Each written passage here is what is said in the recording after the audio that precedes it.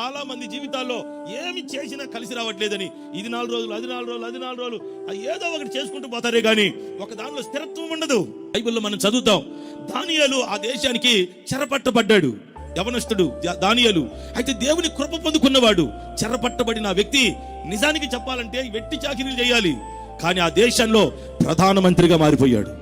ప్రధానిగా మారిపోయాడండి. గొప్ప నాయకుడైపోయాడు ఆ దేశంలో. ఎంతకాలం? ఇప్పుడు మామూలుగా కొంతమంది ఉద్యోగస్తులు ఉంటారు, ఒక పార్టీ గెలిచినప్పుడు వాళ్ళకి నచ్చిన వాళ్ళని మాత్రం పెట్టుకుంటారు. ఇంకొక పార్టీ వచ్చిందనుకో వాళ్ళని తీసేస్తారు, ఇంకొకరిని ఎవరిని వాళ్ళకి నచ్చిన వాళ్ళని పెట్టుకుంటుంటారు.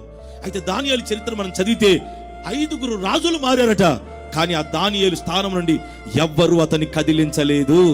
ఎందుకని? కృప పొందిన వ్యక్తి.